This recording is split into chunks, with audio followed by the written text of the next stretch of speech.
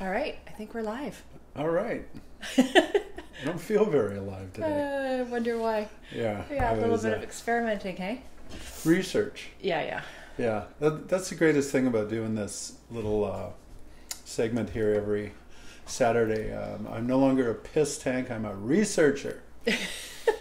And I might have researched a little too much last night. Anyway. So today's thing is the martini, or the classic martini specifically.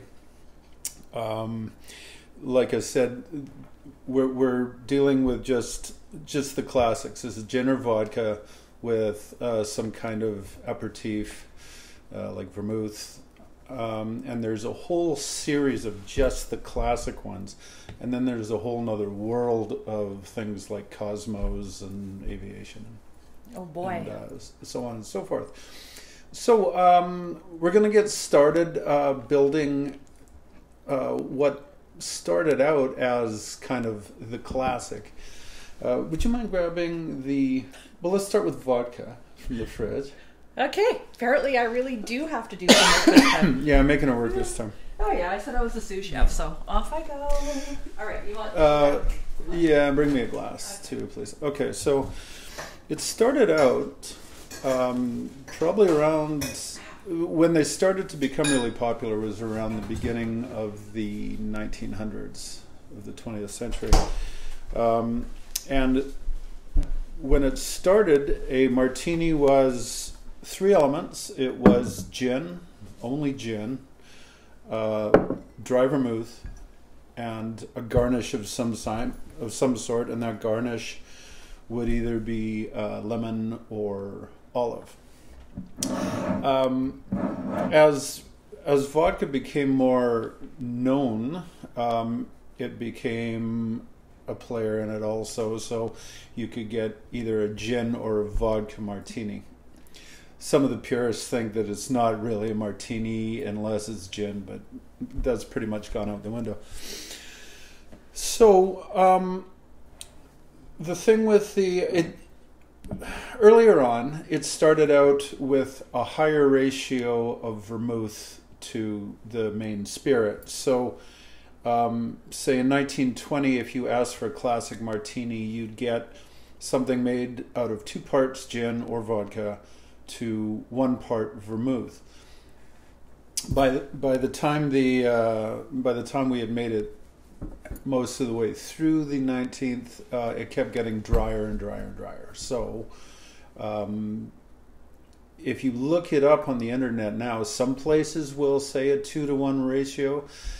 The more popular one these days is a 5-to-1 spirit to vermouth ratio. So what does dry mean?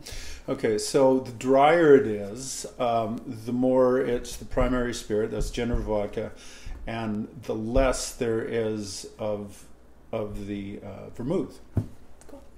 So, I mean, some people, who I think it was Noel Coward, I don't know, I remember reading this quote where his idea of a perfect martini was you put gin, you cool it off, put it in a glass with olives, and then you wave it in the general direction of Italy. And that's how much, you're drinking gin at that point. Like, come on. Anyway, so we're going to start with a sort of the more recent version of a classic, but we're going to build it with vodka. So we're going to go 5 parts of vodka. 5 parts? What does that mean? Well, we're going to use... 5 ounces? Sorry. Yeah, actually we are. Oh my goodness sakes. This is such a small bottle. What's that? This is a small bottle. Oh, I know.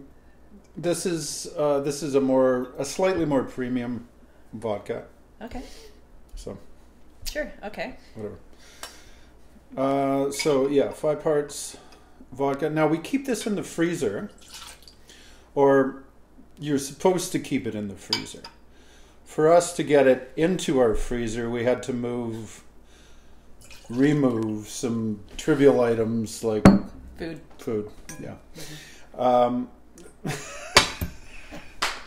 You've been I drinking? mentioned I was overserved last night, right? Oh, he just woke up. Oh, shut up. Oh, whatever. Okay. So that's one part? So that's the main spirit. That's 5 parts. Oh, okay. 5 ounces. That's 2 ounces, and Right, that's right. 1. Would you grab the vermouth? Both of them, actually, please. Slave driver. Whoa. There's 2 vermouths? Yeah. All right. One's the red one, and one's Ooh. the. So we're using the French. I'm not sure how you say it. Noilly Prat. I always think that sounds like a British kind of insult, you know. Is it naughty or naughty? Noilly. Oh, I didn't even know. Oh. Guys are right, Noilly Prat, isn't he? Whatever. Doesn't that sound anyway?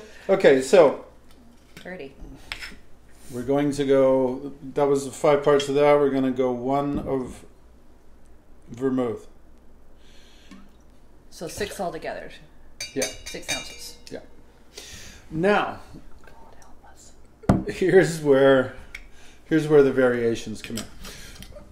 Before we get into that, though, she took this out of the fridge. I learned this just recently, and I'm sure that most of you knew it already.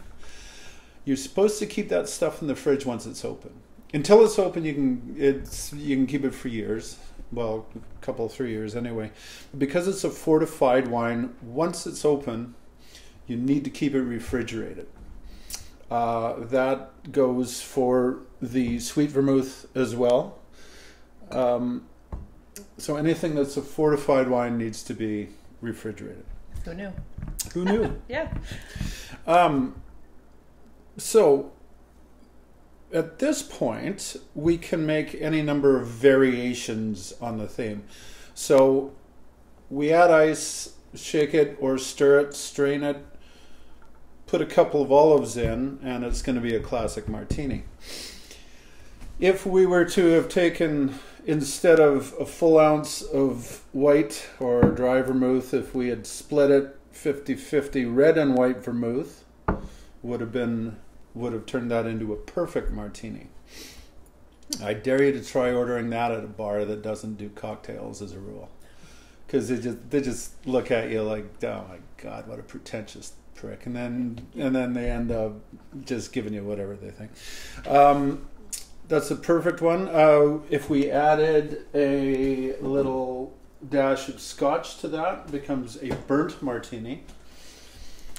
If we reduced the vermouth, so it's the more gin to vermouth there is, the drier it becomes. Conversely, the more vermouth you have compared to gin, the wetter it becomes. If it's even vermouth and gin or vodka, it becomes a 50-50. Pour it into a glass, chilled with no ice, is a straight up. If you pour it into a highball glass with the ice, it becomes a martini down. He's been studying people. Yeah. Good Lord. Just give me the... Yeah, okay. So, the one thing that all of them have in common is that they all need to be served ice, bone-chilling cold. So you've all heard the shaken, not stirred thing. James Bond. Why would there be any difference? Well, the golden rule in bartending, this is something else I learned, this is what all the pros already know, is if you're doing a drink that's all spirit, in other words, this is booze, the vodka's booze, garnish doesn't count, then you stir it because what they're trying to get away from is unnecessary dilution. When you shake it, you knock little pieces of the ice off, which melt. It dilutes it down a little bit, and apparently this is a big no-no. Oh, okay. Yeah, I mean, Who knew? yeah. So you want to keep your booze right up around weapons grade strength, I guess. And Yeah. so if you stir it, there's less melting. There's a couple other reasons. Apparently, when you stir it, or rather when you shake it, you get air into the mix, and so it's a different texture. When you stir it, it becomes it stays kind of oily and velvety and stuff. Velvety. And there's even one school of thought that says shaking it bruises the gin.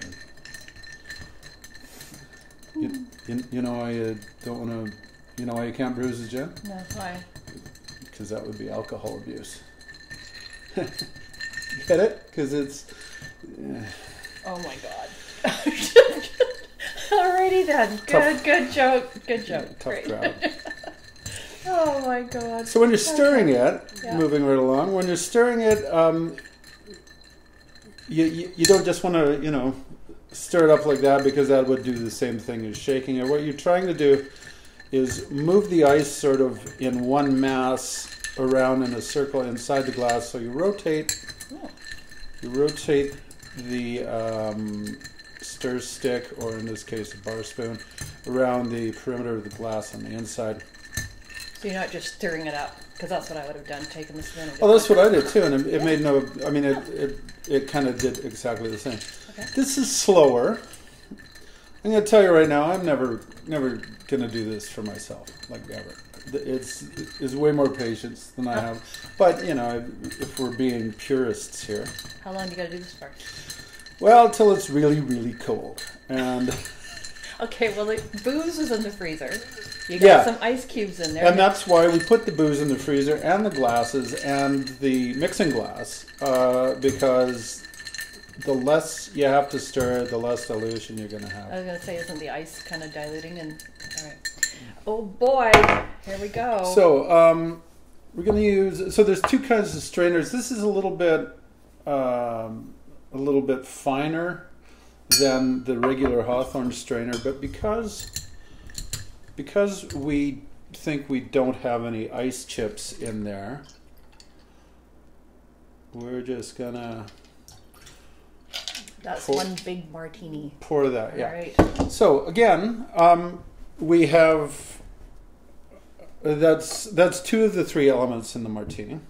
That's what makes these tough. I mean, when you have, like, if you're making a Caesar, you have like 8 or 9 different things going on. Well, not that many, but depending on. You've got a little bit of room to maneuver with something as basic and pure as this. Even the ice makes a difference, right? Mm-hmm. So you can garnish with an olive. You either use 1 or 3. Apparently, you don't use 2. I know, right? There's a whole cult built around this, I swear. So we're going to use 3. Okay. Not 2.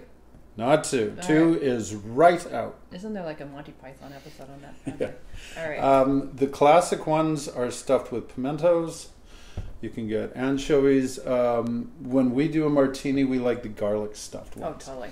We also like dirty martinis, which I didn't mention. Dirty martinis is taking some of the brine from the olives, in other words, the liquid that is floating around in there, putting it in. They recommend putting in the same amount of brine as you put vermouth. So in this case, in a 5-ounce, 6-ounce drink, we would have put a half ounce of brine. So we put that in, it becomes a classic martini. If you use cocktail onions, voila, it becomes a Gibson martini. Oh my goodness. That's the only difference. That's the only difference. Oh, cool. Okay. I actually like a Gibson martini. These things are delicious, so the snacks at the end. Yeah. So Do I get to try it? yeah, Oh boy. I'm Now sure- I typically like I'm sure as hell not drinking. Oh yeah, no kidding. Oh yes, he will be. Trust me. I typically like the dirty martini, so I'm gonna give this a whirl and see what it tastes like. Here we go! Yay! Hey Rose, cheers, you guys. The other difference is, so this is a whole lot drier than what I usually make. Yeah, the smoothness. It sounds so weird, but it actually you can taste the difference. It's kind of silky. It's really good. That's kind of it's almost oily, but in a good way. Yeah, no, it's really good. And I think that's a big difference. Like, that's definitely something that you learned for sure. That's mine. Go away. Okay. So now, speaking of that, when I do the dirty martini, rewind. When I make the dirty martini for, shut up, Sue. Choke out my throat. When you do the dirty, yeah, go for it. You're not helping. Yeah. So I'll do like a 3-to-1 ratio instead of a 5-to-1, which is what's currently considered the classic. So I'll use the 3-to-1 ratio. I'll use a little bit less than the same amount of vermouth. I'll use about half of what I use in vermouth for the olive brine, and I shake it. Although now I might have to stir it now that it's delicious. You've tried a stirred one. It's slower, and so the next one we'll do will be, I promise, shaken, not stirred. And the reason it's going to be shaken, not stirred, is because it's a James Bond martini. Hooray! Never let die. For that one, we're going to need gin as well. Would you? Okay, excuse me. I have to work for my drinks, apparently. Yes, I'll be right back. Yes, life is hard, isn't it? So we're going to transfer You want a glass? the rest of that into there. Yeah. Let's do a new glass on that too. Oh God, that's pure alcohol right down my throat. It is. Yeah, that's the thing with these things. And the smoother you make them, the smoother the easier they sneak up on you. Okay. As I found out last night. So, the James Bond martini, I think it was Casino Royale that James spelled out the Vesper martini. So, in his, it's... Oh, now I've forgotten whether it's gin or vodka. This is tragic. Just do whatever.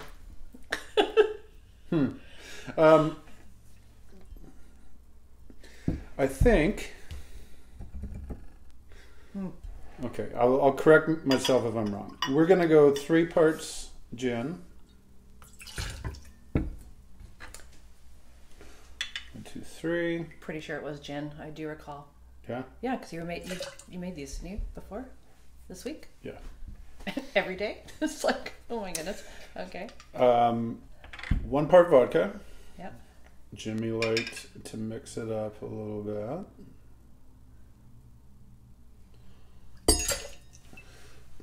And some Lillet. What is Lillet? Lillet is another fortified wine sort of thing.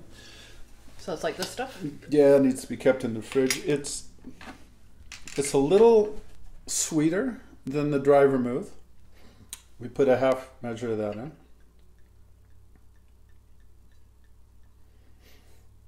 Half measure is like half an ounce?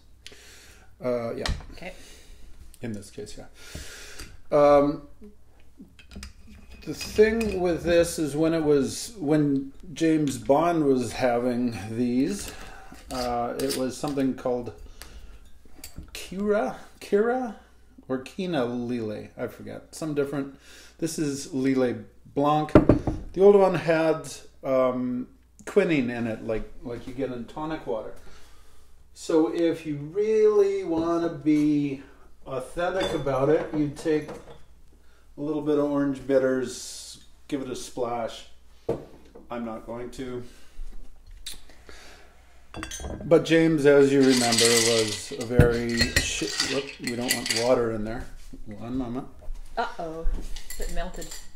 Yeah, I know. Huh. Okay. Look at all the booze sitting in front of us. Good Lord. All right. Next way, I'll use it for this instead. Yes, James liked it shaken, not stirred. So we're going to do just that. Okay. And if the other one's still doing all right, we might be able to compare the two. Oh, that's good, yeah.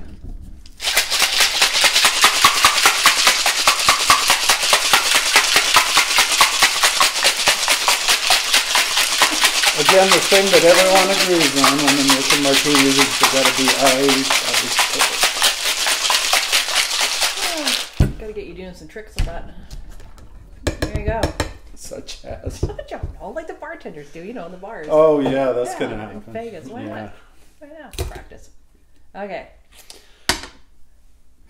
So this one's just basically gin. That one's more vodka, right? Well, it is vodka. Yeah, that's a vodka martini. Okay. So. Interesting. It all started out clear. It's now cloudy. Can you see and what it? you're seeing there is. Can you see that? Yeah, you can see it. It's all the air bubbles in it. Now, if I wanted to, I could double strain that. I don't have a fine mesh strainer, but that would help too if I wanted to get the little ice fragments out. I don't mind them, so I tend not to really worry about it. So the last thing we do with this is add a lemon twist. Almost the last thing. Remember when we were doing whiskey sours, we were squeezing lemons. So if you got people coming over and you think you might be making martinis, don't throw the lemon peels out. So here's what we're going to do with this. I'm going to cut a chunk off it. If you squeeze the peel or the zest, just beat it up a little bit. What that does is it expresses the oils out of it and it comes to the surface. You're going to rub that along. Now, oh, that's cool. I didn't even thought that. Can you smell it? Yeah, totally. Yeah. Yeah, really, really kind of lights it up. And then this is this funky little knife thing I found. He has so many bar supplies. Okay. Oh wow. You make a little curly cue of lemon out of here for the garnish. As far as I know, you don't garnish this with olives. Part of the Vesper thing. Vesper, I guess, was his girlfriend. Double Agent Vesper Lind or something like that. Oh, I thought it was Car. Okay. I don't know. I thought it was Car? Yes. It sounds like it, doesn't it? Like Vesper? I don't know. I thought you meant his girlfriend was a Car. Twist of lemon. Alrighty. Oh wow, that's fancy. So you Look at this. So you can see that it is clarifying a little bit. You still see it in there? Oh, you got it there. It is clarifying a little bit. I don't suspect the camera can pick it up, but it doesn't have quite the same velvety consistency as the other one. So while you try that, Oh, this is fancy. Oh, it smells so good too with the lemon. Mm. So you can see that that's crystal clear. Okay, so like jet fuel. This is actually really delicious. If you don't like gin, you probably won't like it, but the lemon on the rim of whatever, the lemon on the glass is making it perfect. Mm-hmm. Mm-hmm. You want to try? God, no. Really? Yeah. You can't do that. Yeah, I guess so. Good God. Well, I'm a bit. All right, try that and then compare it to this one. I'm not sure. We got to do a lot of comparison, right? It's like Yeah, that's all right. I gotta check that. I like that. I know it's like 3-1.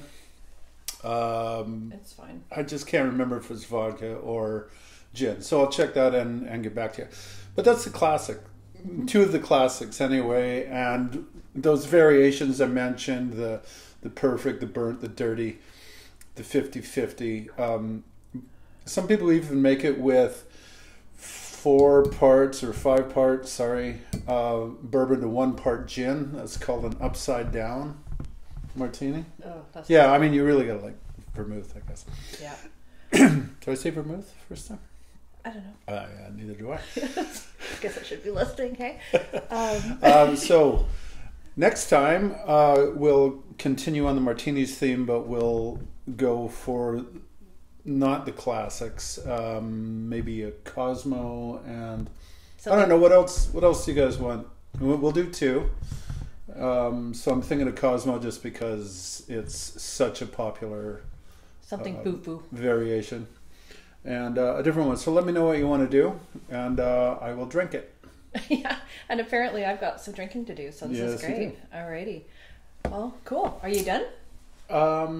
Yes. Okay. Except for to say that this episode was brought to you by Trish and Brent. That's right. Yeah. And a happy retirement to Brent. Yes. I understand. So he will have lots of opportunity to be making these for his lovely wife, Trish. So, Cheers, everyone.